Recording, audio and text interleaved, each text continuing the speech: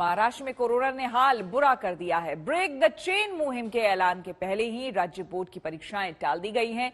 इसी के साथ अब सीबीएसई बोर्ड की परीक्षाओं को लेकर बहस शुरू हो गई है। अभी तक के कार्यक्रम के मुताबिक सीबीएसई बोर्ड की परीक्षाएं मई में शुरू हो रही हैं, लेकिन अब जोर शोर से ये मांग जोर पकड़ने लगी है कि बोर्ड परीक्षाओं को अभी नहीं कराया जाए।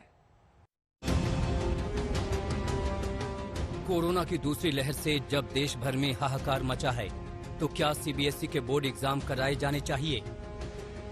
बोर्ड के इम्तिहान जरूरी हैं कि जिंदगी बचाने का इम्तिहान?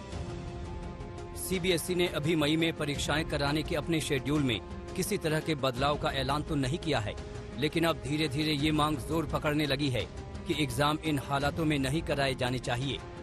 बच्चों का स्वास्थ्य हमारे लिए बहुत ज़रूरी है।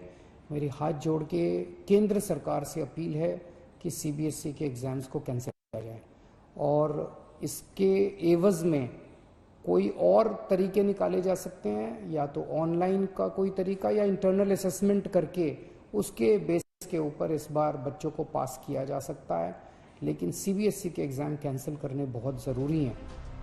वैसे तो सोमवार को सीबीएसई ने एग्जाम को लेकर मीटिंग की थी, लेकिन परीक्षाएं टाली जाएं या नहीं, इस पर कोई फैसला नहीं हो सका।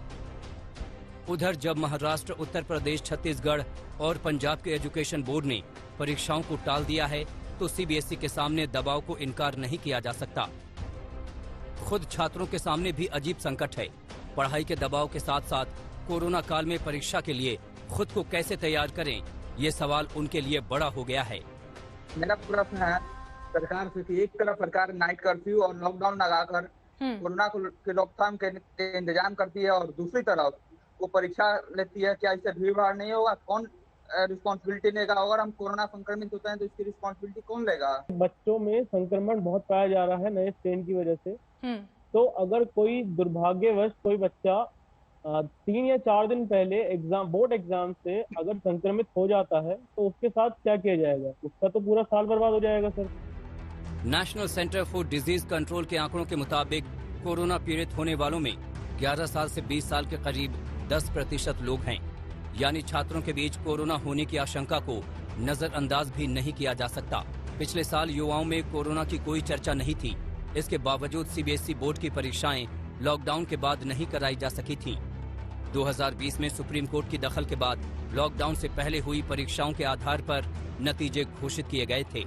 मेरे को लगता है कि 2021 में अब जब ये बोल रहे हैं कि बोर्ड्स एग्जाम ऑफलाइन होने चाहिए, तो वो एक बहुत बड़ा रिस्क फैक्टर है बच्चों के लिए और उनकी हेल्थ के लिए, कंसिडरिंग कि हेल्थ सबसे टॉप प्रायोरिटी होती है। तो मुझे यही लगता है कि अगर सीबीएसई कुछ करे जिससे ऑनलाइन एग्जाम्स पॉसिबल हों सबके लिए, तो वो एक बेटर अप्रोच रहेगी। कुछ तो हमारी सरकार को सोचना चाहिए। लास्ट ईयर भी ऐसा ही हुआ था कि एक पेपर उन्होंने बीच में, जब कुछ पेपर रह गए थे, वहीं पे उन्होंने उसको बंद कर दिया था और जो भी जैसे भी उन्होंने रिजल्ट्स निकाले। बट इस साल जो हमारे बच्चों का साल, तो भविष्य बिल्कुल उनके हाथ में ही है, हम तो कुछ नहीं कर सकते। सीबीएसई बोर्ड ने इस साल जब मई में परीक्षाएं कराने का फैसला किया था, तब कोरोना केस कम होने शुरू हो गए थे, जिंदगी पटरी पर लौट रही थी। लेकिन एक बार फिर नए हालात में सही फैसले की जरूरत है। दिल्ली से मिलन शर्मा के साथ